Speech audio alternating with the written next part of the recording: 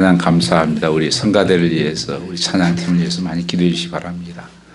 우리 성가대 팬데믹 전에만 해도 한 여성 자매들만 해도 한 10분 정도 가까이 됐었는데 다분 나오시고, 또 우리 찬양팀도 거의 다 분 나오시고, 또 어렵게 또 찬양하고, 또 귀하게 또 찬양해 주신 분 감사합니다.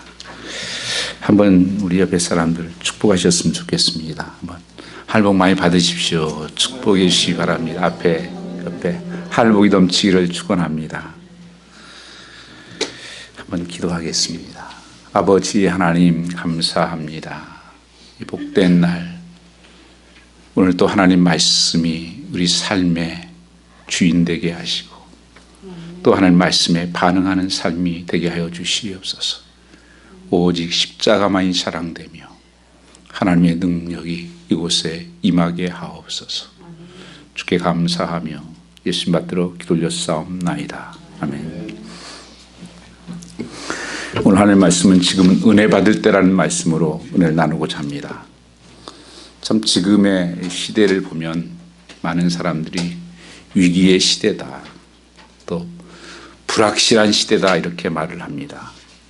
팬데믹도 끝나는 것 같이 보여지지만 여전히 우리 속에 불안함과 두려움들이 있고 이런 고통이 남아있는 것을 보게 됩니다.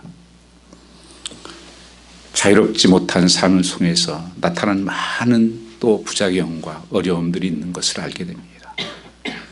디모데후서 3장 말씀을 보시면 말세에 고통하는 때가 이르리니, 이 고통하는 때가 어떤 때라고 말씀합니까?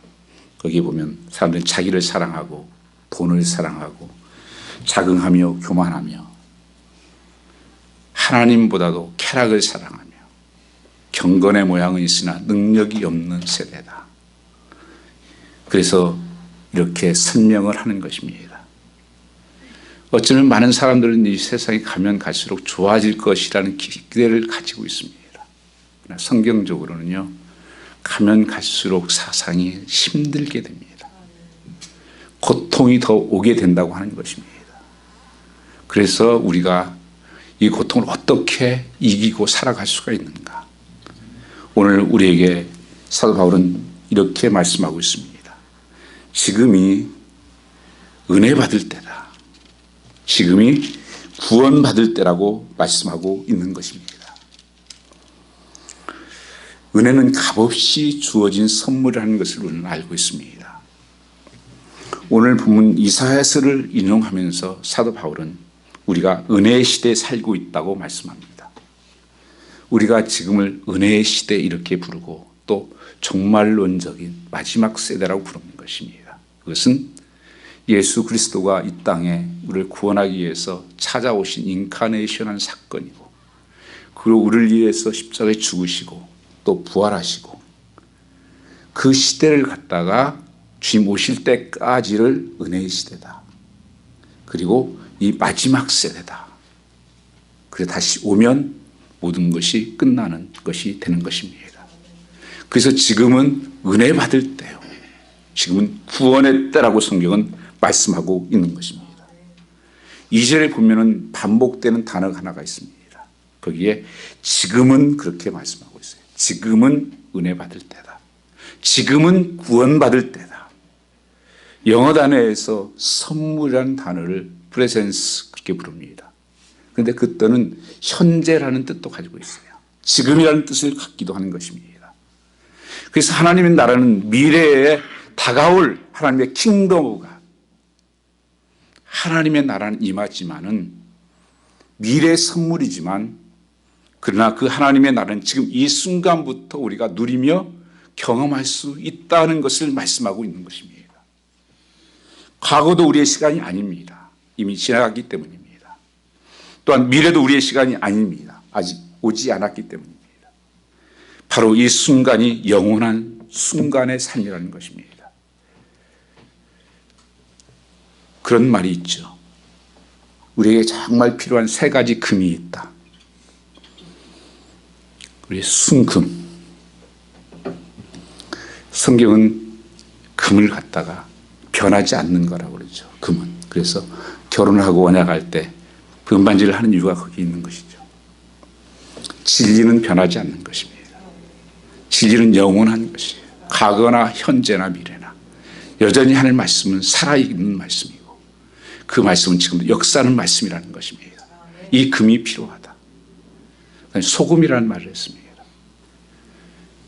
소금은 여러분, 소금을 통해서 전쟁이 많이 일어났었습니다. 역사적으로. 정말 흔한 것 같지만 소금 없으면 저는 못 삽니다, 여러분. 그런데 성경에서 우리를 너희는 세상의 소금이다 그렇게 말씀합니다. 썩어져가는 세상에 썩지 않게 하고 부패하지 않게 하고 맛을 내게 하는 바로 너희만이 그런 사명을 주셨다고 말씀하는 것입니다. 그래서 소금으로 살아야 된다. 한 가지 남은 금이 지금입니다. 그래서 우리 살아가는 삶 속에 오늘 여러분 지금이 중요한 타임이에요. 여러분 앞에 옆에 있는 사람이 중요한 사람들이에요. 그래서 지금의 은혜 받을 때다. 지금이 구원받을 때라고 말씀하고 있는 것입니다. 그러면 지금 여기서부터 우리는 어떤 태도로 영혼을 바라보고 살아야 될 것인가 하는 것입니다. 영원한 지금은 우리를 어떻게 지금 살아가고 있느냐가 나중을 결정짓는 것입니다. 그래서 하나님의 은혜를 1절에 보면 헛되이 받지 말라. 하나님의 은혜를 헛되이 받지 말아라. 그것은 무료로 만들지 말라는 뜻을 포함하고 있습니다. 지금은 영원한 영광을 바라보며 살아야 된다는 것입니다. 사도 바울은 지금 상황이 매우 어렵고 힘든 때에 이 말씀을 기록하고 있습니다. 고린도에서 그가 이런 환난의 시간을 지금 생각하며 어떻게 극복했는지를 말씀하고 있는 것입니다. 고린도후서 1장 8절 9절 말씀에 보시면 이렇게 기록되고 있습니다. 형제들 우리가 아시아에서 당한 환난을 너희가 알지 못하기를 원치 아니하노니 힘에 지나도록 심한 고생을 받아 살 소망까지 끊어지고 우리 마음에 사형 선고를 받은 줄 알았으니 이는 우리로 자기를 의리하지 않고 오직 죽은 자를 다시 살리시는 하나님만 의리하게 하심이라. 그가 이같이 큰 사망에서 우리를 건지셨고 또 건지시라 또한 이후라도 건지시기를 그를 의지하여 바라노라 이렇게 말씀하고 있습니다. 큰 환난과 정말 사망 선고를 받은 것 같은 죽은 것 같은 우리는 뭐 조금만 어려우면 죽겠다 그러지만 성경은 과장하지 않아요. 그게 현실의 사도 바울의 모습이었어요. 어떻게 이 고난을 당하면서 사도 바울은 복음의 사명을 감당하면서 이것을 견뎌낼 수 있었을까? 낙심하지 않고 포기하지 않고 어떻게 살아남아 있을 수가 있었을까? 4장 7절 말씀을 보면 17절에 우리가 잠시 받는 환난이 경한 것이 지극히 크고 영원한 영광 중에 우리를 이루게 하심이라고 말씀하고 있습니다. 여기에서 뭐라고 환난은 잠시 받는 것이고 하나님의 것은 영원한 것이다. 영광스러운 것이라고 말씀하고 있는 것입니다. 그래서 사도 바울은 지금 이 어려운 곤란과 환난에서 견디고 있는 것은 그 하나님이 함께 하시고 있다는 것을 믿었다고 하는 것입니다. 사도 바울이 때로는 육체의 연약함으로 말미암아서 그 능력 있는 사도가 여러 번 기도를 했지만 그 병이 낫지를 않습니다. 그때 사도 바울이 깨달은 것이 하나님이 약한 가운데서 강하게 하신 하나님이시다. 약한 데서 온전케 하신 하나님이시라는 것을 말씀하셨습니다. 나를 그만게 하지 않게 하려고 내 가시를 주셨으니 그래서 내가 자랑하는 실은 나 약한 것에 자랑하고 산다. 왜요? 내가 약할 때 하나님의 능력이 나타나고 내가 약할 때 하나님의 힘이 되시기 때문에 그랬다는 거예요. 그래서 하나님만 의지하고 하나님만 바라보는 삶이 사도 바울을 견디겠다고 하는 것입니다. 그뿐 아니라 지금의 상황에서 영원한 영광을 바라봤다는 거예요. 그 하나님의 나라 다시 오실 예수 그리스도 그 천국을 바라보면서 그 사도 바울이 다녀왔던 그 천국 삼층천에 보았던 그 천국을 그는 이 땅에 있으면서도 늘 거기를 바라보며 소망했다고 하는 것입니다. 지금 그가 겪고 있는 환난 그것이 아무리 심한 것이었다 해도 그 환난이 지금 이 순간에 이루어지고 있는 영원한 영광을 바라보고 있었던 것입니다. 영광은 아직 완전하게 나타나지는 않았지만 볼 수 없었지만 여전히 지금 나는 그것을 보고 있다. 이 땅에 나는 살고 있지만 이 세상에 매이지 않는 이유가 뭐냐? 이 환경에 매이지 않는 이유가 뭐냐? 하나님이 지금도 나와 함께 하시며 은혜를 주시고, 그리고 그 구원하신 하나님이 이제 영원한 그 나라에 우리를 나를 인도하게 될 것이다. 다시 오실 예수 그리스도가 영광스럽게 우리를 인도할 것이다. 그것을 바라보기 때문에 이 세상에서 그 힘든 생명이 끊어지는 고통 가운데서도 나는 견디며 오히려 영광을 누리며 행복자라고 고백을 하고 있는 것입니다. 다시 말하면 바울은 고난의 현재가 장차 나타날 영광을 보고 이겼다고 하는 것입니다. 여러분, 다이아몬드가 어떻게 만들어지는 줄 아시죠? 다이아몬드는 본래 기호로, 원소 기호는 심이다. 탄소예요, 탄소. 탄소는 숯이에요, 숯. 아마 제가 우리 자매들에게 조그마한 다이아몬드를 하나 우리 권사님 드릴게요 하면 아마 다 너무 기뻐하고 감사할 겁니다. 그러나 제가 새카만 숯덩이를 하나 이거 가지실래요 그러면 하면 째려볼지 모르겠습니다. 그런데 다이아몬드와 숯이 어떻게 똑같은 원소기호인데 다르게 됐는가? 차이를 무엇이 만들었는가 하는 것입니다. 대답은 이렇습니다. 이 숯덩이 탄소가 저 깊은 땅속 깊은 곳에서 어마어마한 지열과 또 어마어마한 지압을 통과하면 다이아몬드가 됩니다. 그러나 이 탄소가 아무런 고난도 없이 그냥 세월만 보내면 숯덩이가 되고 맙니다. 왜냐하면 지금 환란이 바울로 그리스도만을 붙잡고 사는 다이아몬드 인생을 만들어가고 있다는 것을 사도 바울은 믿었던 것입니다. 질문은 이것입니다. 숯덩이 인생으로 만족하시겠습니까? 아니면 다이아몬드 인생을 구하시겠습니까? 잊지 마십시오. 고난은 지금 바로 영원한 영광의 내일을 바라보고 사셔야 하는 시간이라는 것을 보여주고 있는 것입니다. 그래서 우리는 이 세상 참 고난이 많고 참 들려오는 소식이 아픔이 많고 그 속에서도 여러분 거기에 누기지 않고 오늘 또 약한 가운데 강함 되신 하나님이 나와 함께 계시다. 그 하나님 나를 붙들고 계시다. 여러분, 우리는 이렇게 종이짝같이 갈대처럼 흔들리는 삶이에요. 그러나 이 벽에 딱 예수 십자가에 붙여놓으면 이 종이가 단단해지는 것처럼 견딜 수 있는 능력이 부어지는 것입니다. 그 영원한 그 나라, 눈물이 없고 고통이 없는. 그래서 옛날에 어른들이 늘 그랬어요. 정말 힘든 상황들이었잖아요. 그때 늘 그분들이 기도했던 제목이 아멘 주 예수여 오서 오시옵소서. 그의 눈물의 기도였어요. 그 고통을 이길 수 있는 힘이 주 예수여 오시옵소서. 그 나라가 임하시옵소서. 그 하나님의 다스림이 통치하심이 임하게 해주십시오. 오늘 우리가 이 고난을 우리도 이겨낼 수 있는 것은 상황을 보면 무너집니다. 주를 바라보라는 것입니다. 영원한 영광 중에 오실 예수 그리스도. 이 땅은 잠깐 살다 가는 것이 영원한 것이 아닙니다. 잠시 환란이라는 거예요. 거기에 여러분이 묶이지 않고 하나님 앞에 나갈 수 있는 여러분 되시기를.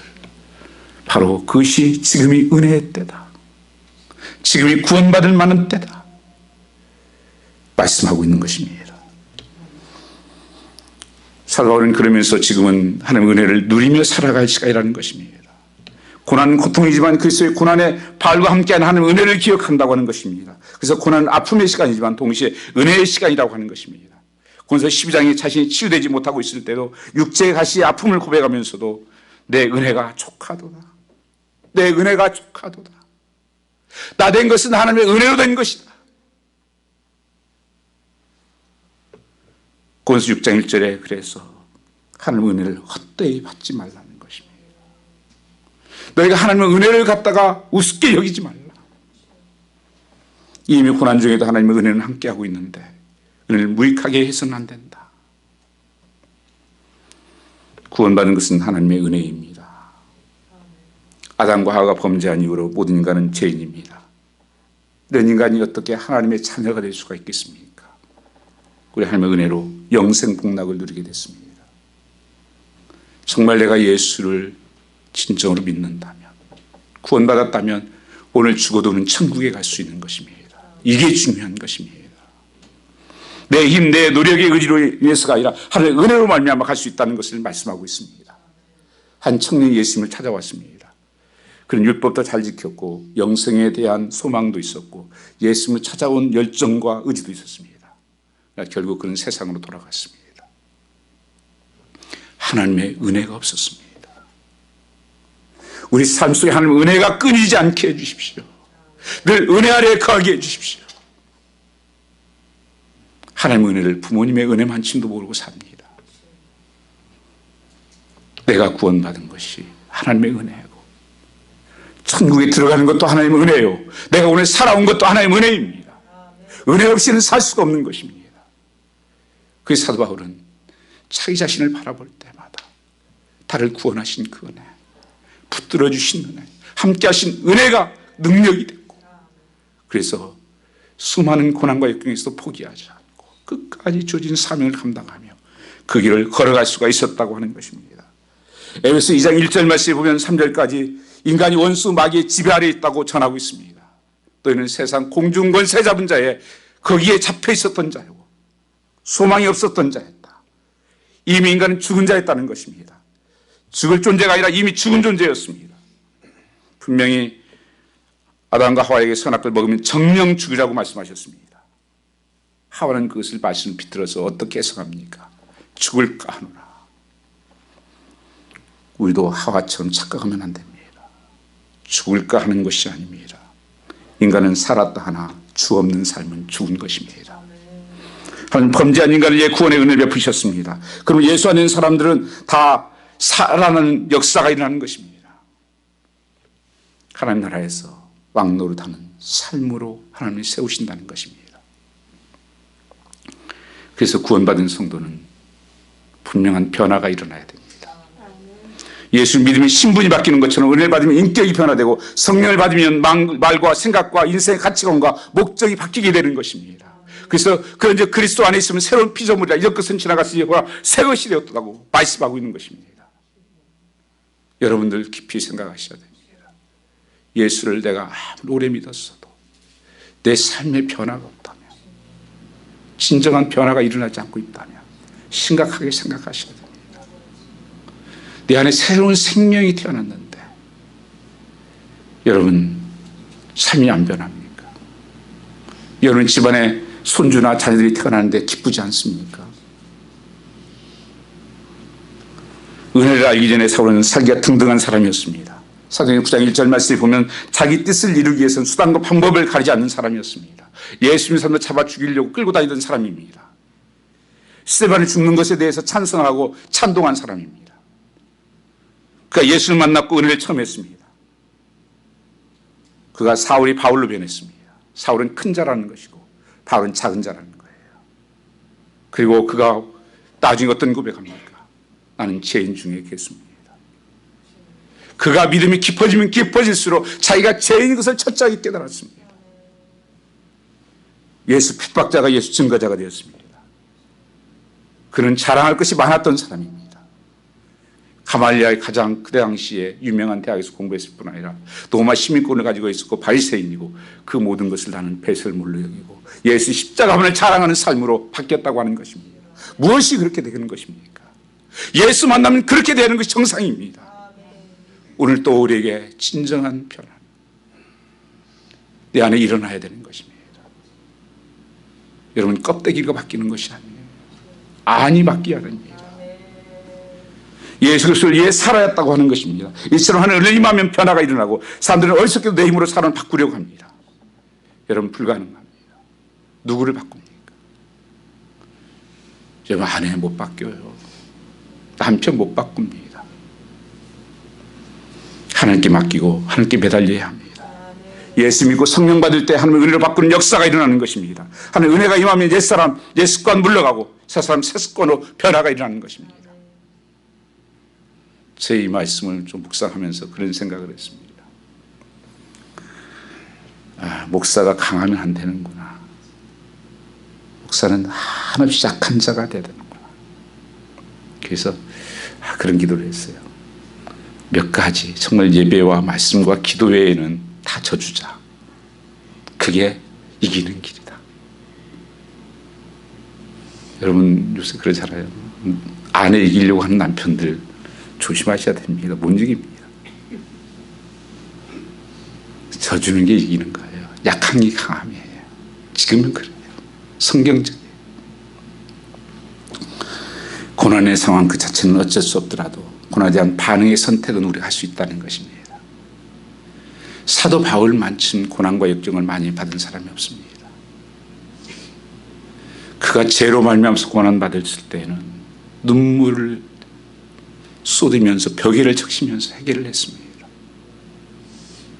그러나 어떤 연단과 훈련을 위해서 하나님 고난이 왔을 때는 하나님 말씀을 끝까지 지키며 순종하면서 인내하며 견디었습니다. 오늘 우리에게도 이것이 필요한 것입니다. 어떤 것이 내 죄로 말미암아서 왔을 때는 정말 철저한 회개가 필요합니다.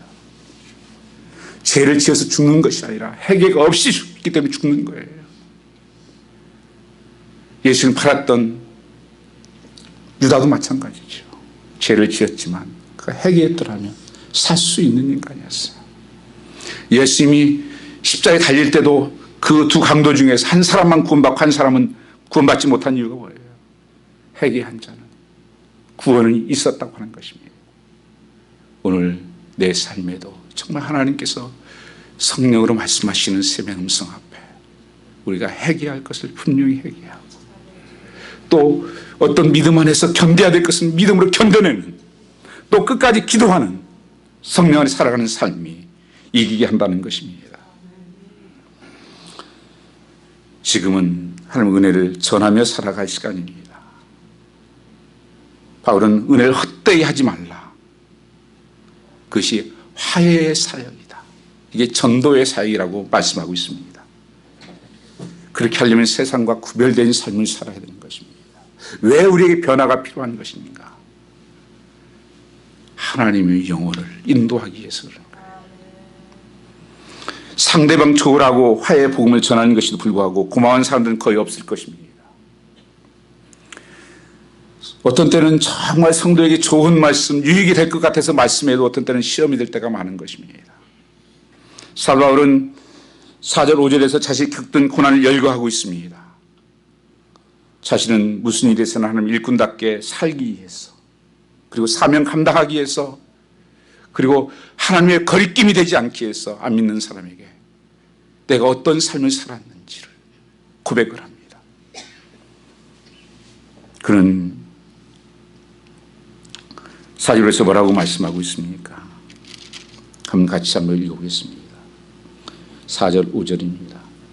오직 모든 일에 하나님 일꾼으로 자천하여 많이 견디는 것과 환난과 궁핍과 곤란과 매맞음과 갇힘과 요란한 것과 수고로움과 자지 못함과 깨끗함과 우리의 참음과 자비와 성령의 감화와 거짓없는 사랑과 그 한 영혼을 구원하고 자기의 주어진 사명을 감당하기 위해서 자기가 져야 했던 십자가 그리고 내가 견뎌야 될 때 십자가가 있었다는 것입니다. 여러분 내가 하나님의 자녀로서 살아가는 삶에 다른 사람들이 보고 여러분 저 사람 같으면 난 예수 안 믿을래. 그런 사람 정말 많아요. 여러분요. 만나보면 목사님 어떤 장로님 봤는데요. 어떤 목사님 봤는데요. 다 안 믿을래요. 내 목사님들도 보면 다 처음에는 순수하게 정말 어떻게 다 뜨거운 열정을 시작했던 사람들이에요. 장로님들 권사님들도 마찬가지예요. 어느 시점에 변질되고 그 은혜를 잊어버리고 그 하나님 나라를 잊어버리고 이 세상에 물들어가는 것을 보게 되는 것입니다. 그래서 사명을 다 잊어버려요. 사도 바울은 그 고난 가운데서도 자기가 사명을 감당하고 그 복음을 전하기 위해서 자기 자신을 어떻게 일꾼처럼 처신했다는 것입니다. 하나님 일꾼의 올바른 자세가 무엇입니까? 요약하면 성령 안에서 인내하라는 말씀입니다. 성령 안에서 충만할 뿐 아니라 인내하고 끝까지 견디라는 것입니다. 여러분, 우리 안에 성령의 능력, 창조주 하나님 사랑의 능력이 임하면 세상에 엄청난 압력이 있고 능력을 이길 수 있는 승리함이 있습니다. 가장 강한 힘이 성령의 힘이에요. 우리는 너무 약한 존재들입니다. 말 한마디에 무너져요. 그게 나예요. 여러분, 돈이요? 그게 있다 없어지는 거예요. 어떤 무기요? 권력이요? 여러분, 다 없어지는 것들입니다. 가지면 갈수록 초라해지는 것이 그거예요. 그런데 성령의 능력, 그 능력은 우리가 고통 가운데서도, 연약한 가운데서도 우리를 도우시고 함께 하시는 그 성령의 능력이 참된 힘이요 능력이라는 것입니다. 성령을 의지하고 성령을 바라보고 성령님을 초대하십시오. 그래서 성령 충만함을 받으라. 너희가 성령 충만을 받으라. 이것이 성도의 복이라고 하는 것입니다. 하나님께서 아버지가 아들이 떡을 달라 하면 돌을 줄 아비가 어디 있겠냐? 생선을 달라면 뱀을 줄 아비가 어디 있겠냐? 아비들도 좋은 것을 줄 줄 알거든. 하물며 너희 천부께서 너에게 가장 좋은 것으로 주시지 않겠느냐? 여러분이 기도하고 구하는 것들을 때로는 내 뜻대로 안 되는 것 같고 응답이 안 되는 것 같지만 하나님은 내게 가장 좋은 것으로 만드시고 채우신다는 것입니다. 로마서 8장 28절 말씀입니다. 하나님을 사랑하는 자, 그 뜻대로 부르심을 입은 자에는 모든 것이 협력하여 선을 이루신다. 나쁜 것 좋은 것 다 합쳐서 가장 좋은 것을 만들어내시는 분이에요. 하나님이라는 것입니다. 오늘 또 내 삶 속에서 일하신 하나님. 그래서 우리는 성령 안에서 기도하며 하나님의 응답이 분명히 이루어진다고 하는 것입니다. 사도 바울이 3번씩이나 기도해도 그 능력도 응답 안 되던데, 아니에요. 능력이 안 된 것이 아니라 하나님이 응답하신 것입니다. 우리가 기도할 때 어떤 때는 예스 바로 하는 응답이 있죠. 바로 하나님께서 급하셔서 가지고. 그리고 어떤 것은 하나님 웨이트하는 게 있어요. 기다려. 그리고 하나님께서 정말 아닌 것에 대해서는 노하는 것이 있어요. 그게 다 응답이에요.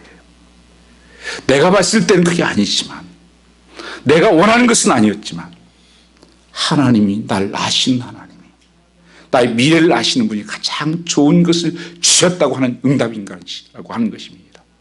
그래서 우리는 끝까지 기도하는 거예요. 그러면 나중에 보면 하나님께서 되게 가장 좋은 것으로 채우셨구나, 좋은 응답을 주셨구나. 그건 뭐예요? 나의 삶도 변하고 축복도 임하는 삶이에요. 성경은 절대 떼어놓지를 않습니다. 그 고난을 통해서 나를 다이아몬드처럼 만들고 정금같이 만들고, 욥을 그렇게 만드셨잖아요. 욥이 하루아침에 재산을 다 잃고 아들들 잃고 아내까지도 저주하고 도망가고, 이런 비참한 삶 속에서도 그런 입을 다뭅니다. 주신 이도 하나님이시오, 가져간 시도 하나님이시오. 그 나중에 고백이 뭡니까? 하나님께서 전에는 내가 주를 귀로 만들었사오나 이제는 내가 눈으로 주를 보나이다. 그가 나를 단련하신 후에는 나를 정금같이 내가 나오리이다. 참된 믿음의 사랑을 정금 같은 믿음으로 정말 하나님과 친밀한 관계. 어떤 사람은 신앙생활을 자꾸 종교적인 신앙생활하는 사람이 많습니다. 이 고린도 교회에서 말할 때 갈라디아서 교회를 너희가 종교성이 많다 그래. 사도행전에도 종교성이 많다. 에덴에서 우리 한국 사람도 종교성이 많아요. 그래가지고 신앙생활을 종교생활 하듯이 하는 거예요. 뭐 유교, 불교, 뭐 무당하듯이.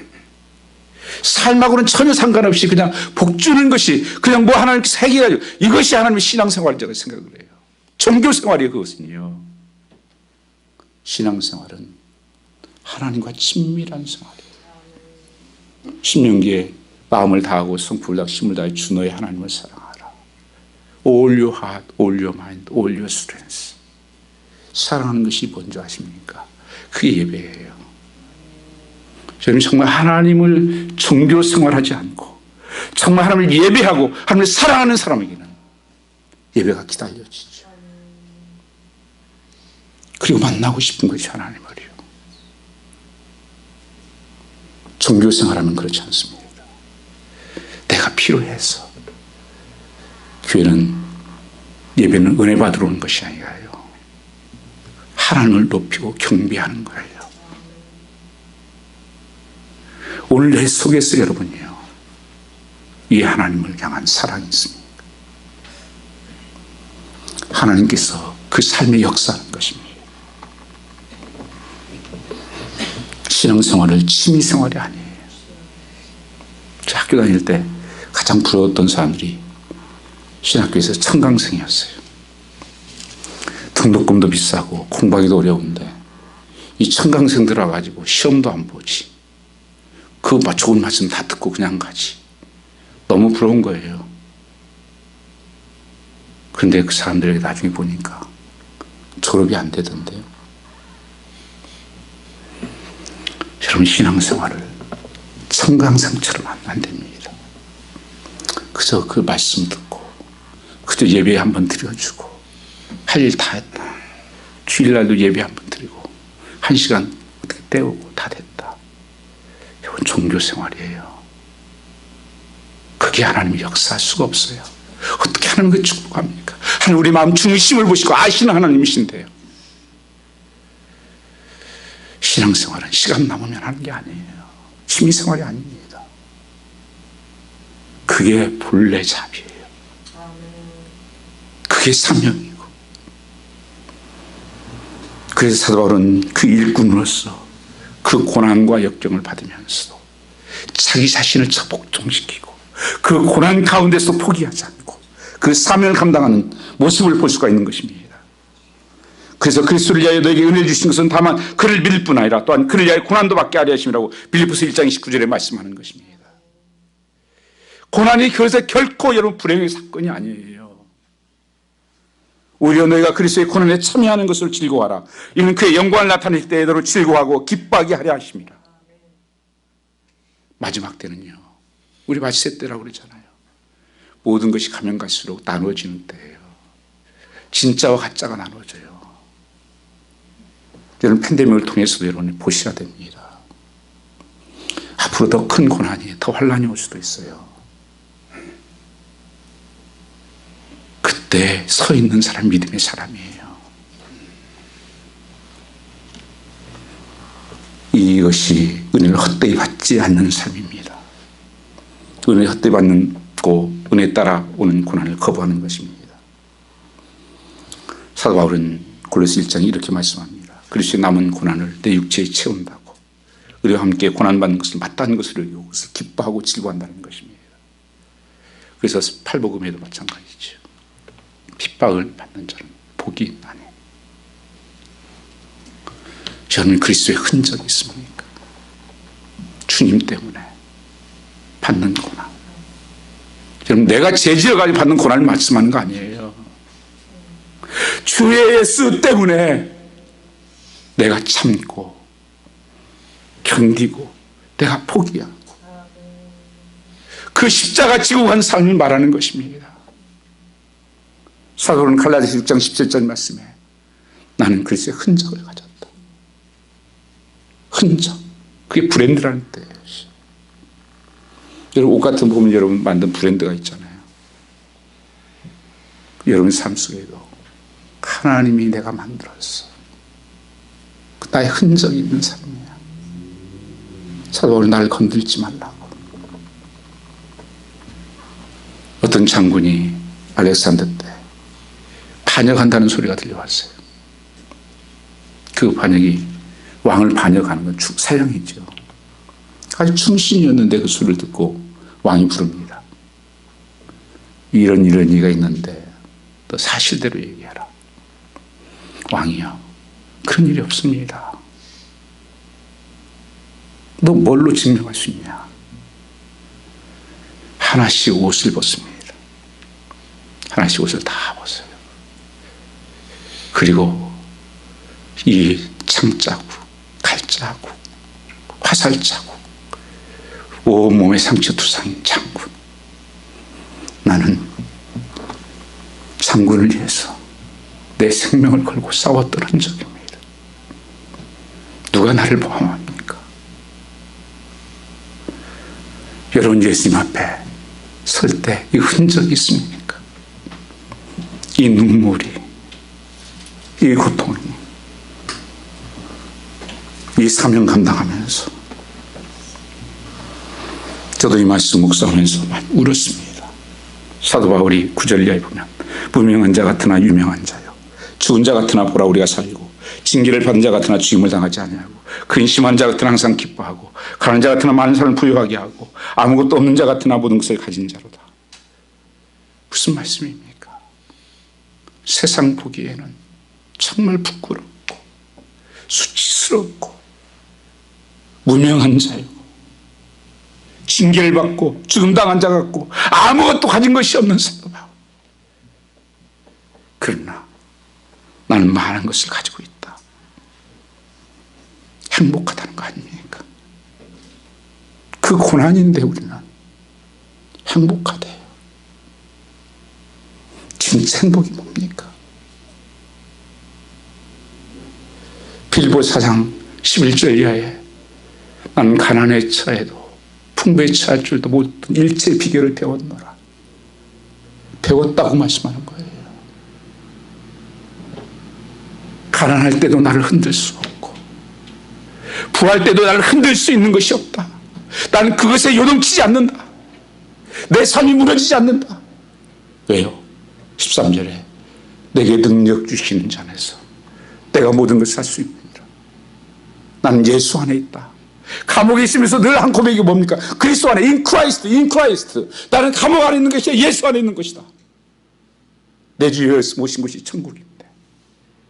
그러니까 감옥에서 찬송하고 기도하지 않습니까? 옥문이 열리고 창문이 열리잖아요. 여러분, 어디에 있습니까? 오늘 지금 여기 어디에 있습니까?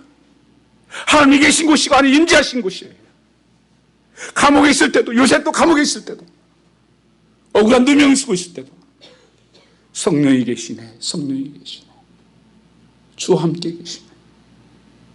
오히려 다른 사람들 근심 걱정을 눈으로 바라봐요. 당신들 왜 그렇게 오늘 걱정 많아? 얼굴 보니까 근심 많네. 왜 그래? 내 코가 석잔데요. 억울한 누명 쓰고 강간 미수범으로 걸렸는데, 감옥도 2년 이상 사는데, 그런데도 하나님 형통케 하셨다. 하나님의 복음의 능력이에요. 하나님 때가 되니까 그를 세우시잖아요. 꿈을 꾸게 하고,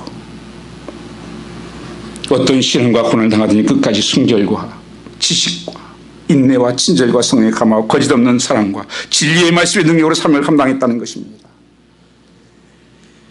오늘 사도 바울은 고린도 교인들에게 난 숨김없이 이 사실을 고백한다. 이게 유명한 간증이잖아요.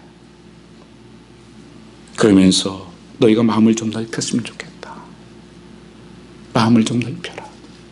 이렇게 마음이 좁아졌냐? 너무 여러분 세상 끝 있는 것만 바라보니까 그래요. 하나님을 좀 바라보라는 거예요. 여러분, 세상 넓히는 것에 여러분 복이 아니에요. 사람들은 뭐 화장실 넓히고 차 넓히고 이런 것이 복이라고 생각하지만 성경에 더 중요한 건 뭐예요? 13절 한번 같이 읽어보겠습니다. 내가 자녀에게 말하듯 하노니 보답하는 양으로 너희도 마음을 좀 넓히라. 마음을 넓히라. 그런 말이 있어요. 집은 좁아도 살겠는데 마음 좁은 인간들하고는 못 살겠다. 마음 좁은 인간들은 못 살겠다. 정말 넓혀야 하는 게 마음입니다. 하나님의 마음, 하나님을 닮아가는 마음. 사도 바울이. 그래서 그 사도 바울이 보통 사람입니까? 자기 자신을 죽인 거예요.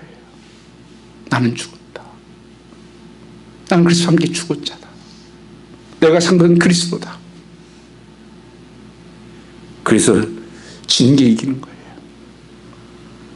사도 바울은 이 복음을 전하기 위해서 자기 자신을 이렇게 연단하고 또 훈련했다 말씀하는 것입니다.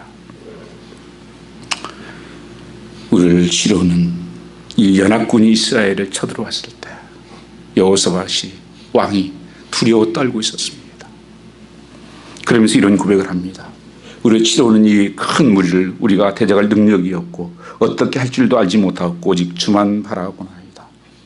고백은 여호와의 사이 절망에 빠졌을 때 하지만 진정한 답을 발견했습니다. 오직 주만 바라보겠나이다. 주님께 능력이 있고 주님께 소망이 있고 주님께 길이 있다고 하는 것입니다. 다른 것에 없어요, 여러분이요. 신앙생활하면서 다른 거 다 해보고 안 되면 주님께 오는 게 아니에요. 우선순위가 우리가 주님이라는 것입니다. 그럴 때 하나님께서 이렇게 말씀하십니다. 역대하 20장 17절 말씀에 너희는 두려워하지 말며 놀라지 말고 내일 그들을 맞서 나가라. 여호와 너와 함께 함이라. 하나님 함께 하시면 되는 것이죠. 하나님 아시면 되는 거 아니겠습니까? 이 응답받은 여호사밧은 다음날 찬양대를 앞세워 전쟁터에 나갔고 시므압과 암몬 연합군을 점멸시켰습니다. 여호와시 감당할 수 없었던 그 진공으로 하나님의 은혜에 기했습니다. 오늘 여러분 내 삶의 고난과 역경이 복음을 전할 수 있는 은혜의 기회예요. 영혼을 살리는 기회예요. 내가 하나님께 가까이 나가는 기회예요. 그래서 은혜 받을 때요 구원의 날이라고 말씀하고 있는 것입니다. 우리는 이 복음을 땅끝까지 증거하는 것입니다. 그러나 땅끝에부터 시작되는 것이 아니라 예루살렘에서부터 시작됩니다. 예루살렘과 유대와 사마리아 땅까지 증인되라. 여러분 가정에서 이 십자가의 복음이, 이 그리스도의 복음이 예수가 들어가는 곳마다 삶의 변화가 일어나고 역사가 일어나는 것입니다. 죽은 자가 살아나고 앉은 배가 일어서고 지금도 하나님은 살아계십니다. 아무리 어려운 때라도 지금은 은혜의 때입니다. 지금은 구원받을 때입니다. 하나님 가까이 계시기 때문에 그렇습니다. 그래서 우리도 요새 말씀 1시간씩 읽자. 그래서 90일이면 끝난다. 1시간씩은 깨어 기도하자. 그지요나 테리오가 나왔어. 주님께서 그렇게 말씀하셨어요. 시험에 들지 말게 한 시도를 깨서 기도할 수 없더냐고. 참된 제자들을 향해서 말씀했던 것이 오늘 여전히 우리에게 유효합니다. 내 삶은 그렇게 살지 않으면서 고통과 두려움에 사로잡히면 안 되는 것입니다. 오늘 우리 전도의 우선순위, 우리 가족 중에서 예루살렘에서부터 지금 여기서 전도하고 여기서 섬길 시간입니다. 시간은 기다려주지 않습니다. 기회가 항상 있는 것이 아닙니다. 봉사할 기회가 항상 있는 것이 아닙니다. 사랑하고 섬기는 것도 기회가 있고 선한 일도 기회가 있습니다. 아무도 모릅니다.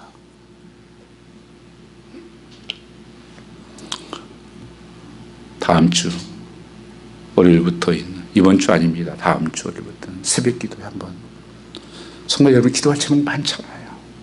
교회를 위해서도 그렇고 가정도 그렇고 내가 어떻게 할 수 없는, 정말 하나님 앞에 엎드려 보십시오. 다윗은 늘 그런 삶을 살았어요. 깨닫는 은혜를 주십시오. 깨달으면 끝나는 거예요. 예수님과 친히 동행하는 은혜를 소홀히 여기다가 나중에 땅을 치며 후회하게 되지 않기 바랍니다. 바울은 고린도 교인들에게 단호하게 말했습니다. 지금은 은혜 받을 때다. 지금은 구원을 받을 때다. 너희가 받은 은혜를 여러분 금하지 말라. 헛되이 받지 말라. 하나님 노아와 이웃을 비웃음을 불구하고 구원의 방주를 밟기에 땀을 흘렸습니다. 구원의 계획을 이루는 일에 가까이 하루하루를 순종했습니다. 방주를 다 지은 다음에 방문을 활짝 열고 모든 사람이 들어오도록 초청을 했습니다. 베드로서 2장 5절 말씀에 노아는 자기 시대에서 하나님의 의를 전파했다고 말씀했습니다. 방주의 문은 항상 열려 있었던 것은 아닙니다. 마침내 문이 닫힌 시간이 왔습니다. 다음 기회문은 다시 열리지 않았습니다. 성도들이 이렇게 말합니다. 보라, 지금이 당신 사랑 가족들에게 하나님의 은혜의 사랑을 전할 시간이라고, 영원한 나라를 초대할 시간이라고. 여러분의 하나님의 그 고난 가운데서도 일꾼의 사명. 6장 한번 1절 읽고 마치겠습니다. 6장 1절입니다. 우리가 하나님과 함께 일하는 자로서 너는 은혜를 헛되이지 말라. 하나님과 함께 일하는 자로. 여러분, 내가 하나님 도와준다고 생각하지 마십시오. 하나님 나를 통해서 일하신다는 것이 얼마나 축복이고 영광이고 감사한지 모릅니다. 나와 하나님이 함께 하신다. 함께 하나님의 일을 지어져가는 이 일에 동참하는 것이 복이라는 사실을 기억하시는 여러분 되시기를 축원합니다. 우리 한번 잠깐 기도하겠습니다. 오 아버지 하나님, 감사합니다. 오늘 또 살아 역사하시는 여호와 아버지 하나님, 이민 삶에 지쳐있는 영혼들, 마음이 무너지고 상처 아픔이 있는 영혼들, 참으로 하나님 두려움 가운데 어찌할 바를 모르는 영혼들, 하나님 이루하여 주시옵소서. 하나님께서 그대의 손을 붙들어 주시옵소서. 나는 넘어질 수밖에 없고 포기할 수밖에 없습니다. 그러나 하나님이 붙들어 주시옵소서. 하나님의 능력의 손을 새롭게 하여 주시옵소서. 수고하고 무거운 짐진 자들아, 다 내게로 오라. 내가 너를 쉬게 하라고 약속하신 아버지 하나님, 하나님 안에 힘을 얻게 하시고 하나님 안에 능력을 얻게 하여 주시옵소서. 이 고난 가운데서 넉넉히 이길 수 있는 그런 믿음과 또 아버지 주어진 사명 감당하는데 부족함이 없도록 역사하옵소서. 주께 감사하며 예수님 받들어 기도 올렸사옵나이다. 아멘. 우리 다 같이 나서 같이 찬양하겠습니다.